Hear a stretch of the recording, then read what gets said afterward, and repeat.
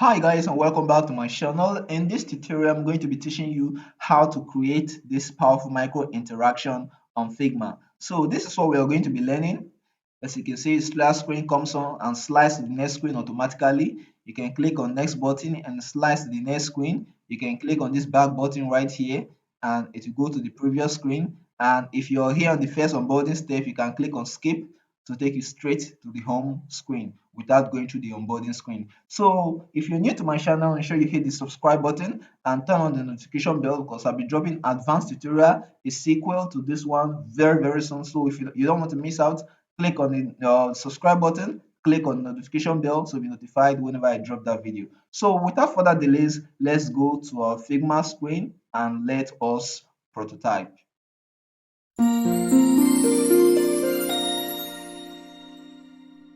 So as you can see right here on my screen, I have 5 screens. The first one is the splice screen, onboard 1, onboard 2, onboard 3, and onboard 4. Okay, so prototyping just involves interactions with a web page, an app.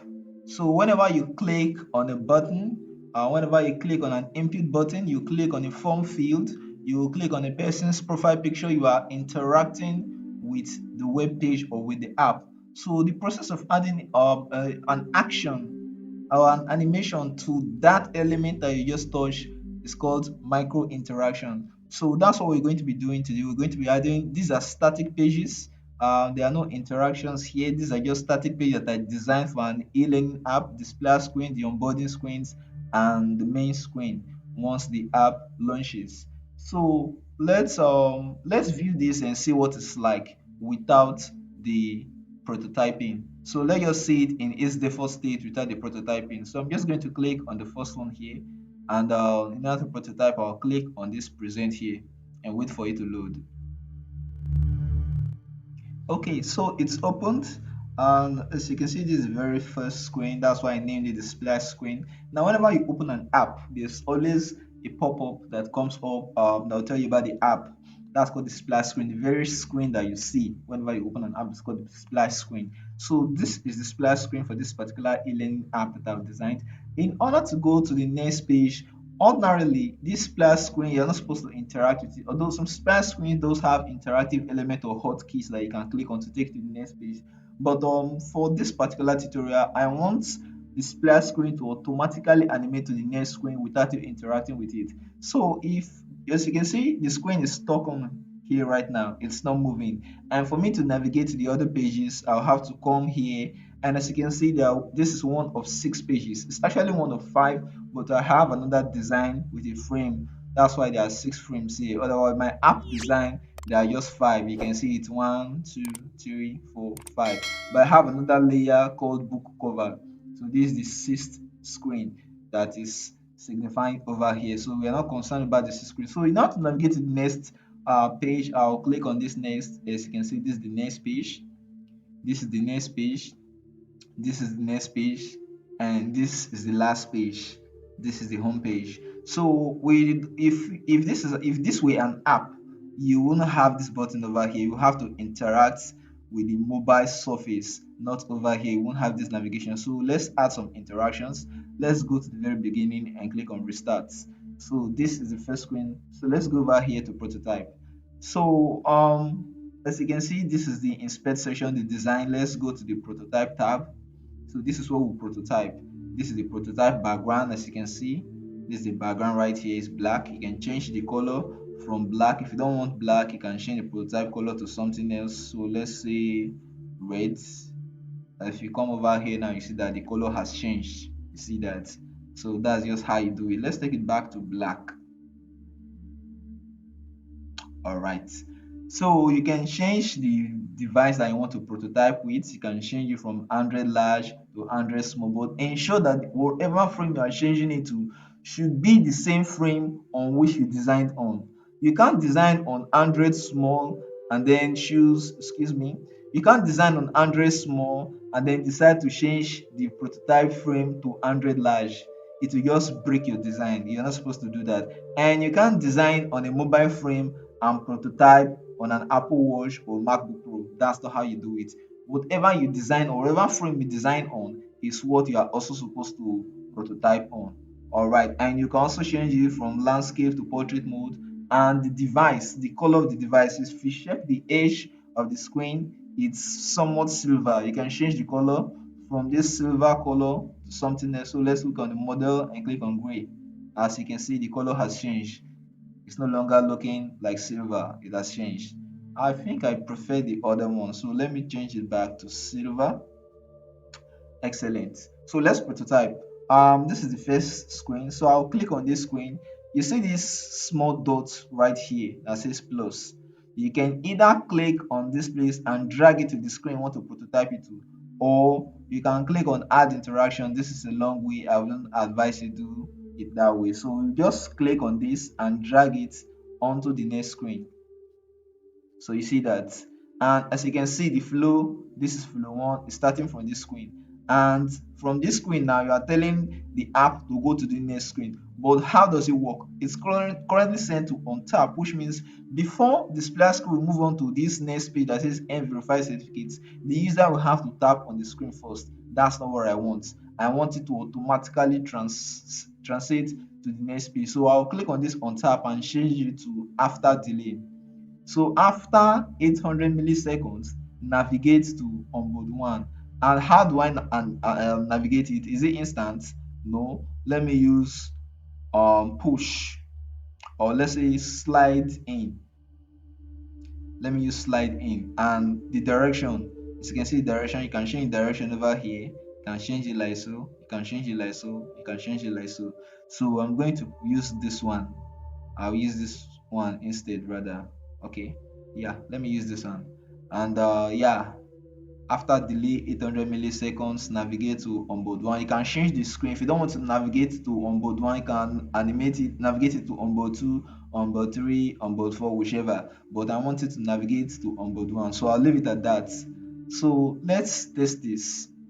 So let's restart this because it won't reflect now until you restart it. So let's restart, and as you can see, automatically it navigates to the next screen after 800 milliseconds. Let's restart that and see what actually happened. Let's restart it.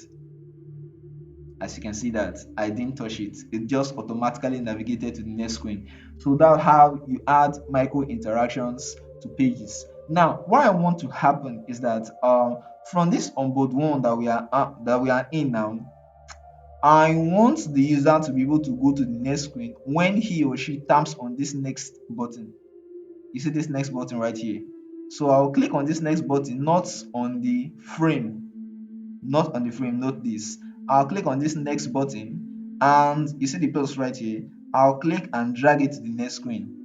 You see on tap, you see that. So this is not after delay. You see after delay cannot be highlighted or while hovering. On tap, all these other animations, they all have their own functions, and I'll be dropping another advanced tutorial on how to use all of these animation types later. So ensure you subscribe to my channel and turn on the notification bell so that you'll be notified whenever I drop that tutorial. So for now, we're going to stick with this one on tap rather, navigate to onboard 2. Now like I told you earlier, you can choose for it to navigate to the onboard 2, onboard 3, back to the splash screen, onboard 4, onboard 20. If you have 20 onboard screens, it doesn't really matter, you can change it here. But right now I want it to navigate to onboard 2, so that's why I'll set it at. And as you can see, Figma automatically copies the property from your previous animation onto this one. So you see the direction is also set to this. The transition duration is 300 milliseconds. So let's test that right now. Let's test the button. So right here, let's restart this. So the splash screen comes on automatically, and then when we click on next, you see it goes on to the next page. But if I click on this next now, you see nothing is happening. That's because we have not added any micro interaction to this button yet. If we go back to this screen and we click outside, if we click outside, you see some coloring on top of the button, which means this is a hotkey, a place that you can touch on a screen that has micro interaction is called a hotkey. So you see this, the next button is the only button that has a hotkey on it right now, which means if we click on it, take us to the next page. But this next will not do anything. This skip will not do anything. This back will not do anything because we've not added any properties to them yet. So let's go add some properties. So we are here right now. We are going to add the micro interaction to this next as well. Click on it and drag it to this frame, the same properties. And this start, we are going to add the micro interaction to it as well. Come to this page. All right, so let's test it out. Let's restart this. So the splash screen comes on automatically. You click on next, takes you to the next page. Click on next, takes you to the next page. Click on start and it brings you here. Now I will change the animation from the start to this one later, but as you can see, we've animated all of our pages. Earlier on, this page didn't have any micro interaction or hotkey, but if you click outside now, you can see there's a hotkey on the start. So what we'll do next, we'll have to animate this back button in case you want to go back to the previous onboarding step, and also the skip button and the back button. And as you can see, my onboarding step right now from onboarding 1. This is onboarding 1. Sorry, this is onboarding 1. You see, it's in first step. This is also in first step, which is wrong, and this also is also in first step. This is wrong. It shouldn't be like this. So let me change that first. So I'll come in here.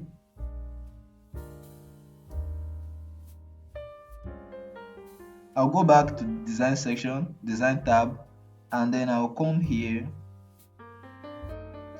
You see this coloring right here, 9292. So I'll copy this fill color, Ctrl+C to copy it, and then I'll paste it here, Ctrl+V. Okay, and then this one I'll copy it, Ctrl+C and paste it here, Ctrl+V. Excellent. So I'll do the same thing over here. I'll come here, copy this, Ctrl+C, paste it in here, Ctrl+V, and then I'll copy this, Ctrl+C, and I'll paste it here, Ctrl+V. Okay.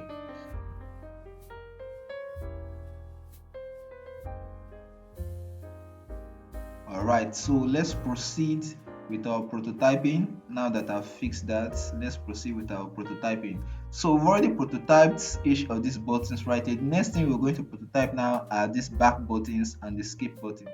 So let's head back to the prototype section, and on skip, when the user clicks on skip, it means he or she doesn't want to go through the onboarding process. He just wants to go straight to the main app, which is this screen. So we'll click on this skip button right here, and we'll click and drag it onto onboard 4. On tap that. So I'm not supposed to name this screen onboard 4. I should name this home screen. So let me rename that to home. Excellent. So when the user clicks on the skip, it should take him or her straight to the home. And I'm going to change the interaction type. So let me click on it, and on tap navigate to home, but animation is not going to be slide. I'm going to change the animation from sliding to dissolve. I'll change it to dissolve. Okay, so I will say bouncy. Excellent. So yes, this is it. So let's test that out. So let's restart this. Okay, so when I click on the skip, what should happen? Okay, it's still loading. The effect that we applied earlier is still loading. So let's restart this, and then I'll click on this skip. You see, it takes me straight to the home without going through the onboarding screens. So that's how you do it. Add um let's add an interaction to this back to go back to the previous onboarding step. So we'll click on this and drag it here. We'll change this from dissolve to sliding, and we're going to change the direction to this. Like I said earlier, I'll be dropping an advanced tutorial on this micro interaction very soon, so ensure you're subscribed.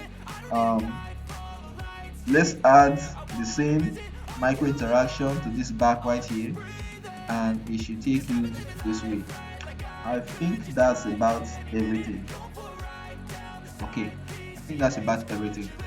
Let's test it out and see what it looks like now. So let's restart.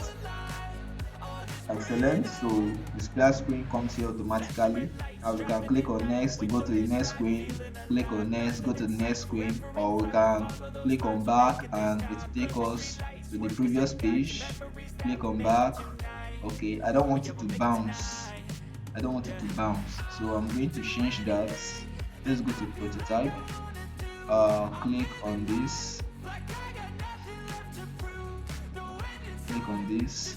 So this is bouncy. I don't want it to bounce. I want it to ease out, and I want the same thing for this one. I want it to ease out. I don't want it to bounce. Instead of bouncy, I'm going to say ease out. Please ease out.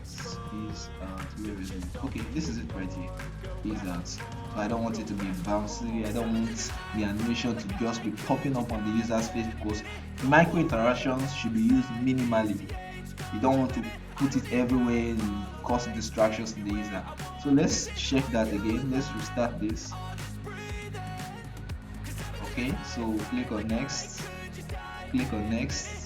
and let's go back. And as you can see, everything is working flawlessly. So that's how you create micro interactions with Figma. If you haven't subscribed, ensure you subscribe to my channel right now and click on the bell icon to turn on notifications, because I'm dropping an advanced tutorial on how to use all the micro interaction properties on Figma. See you guys next time. Bye. But if you put in the work, you can find the light, alright.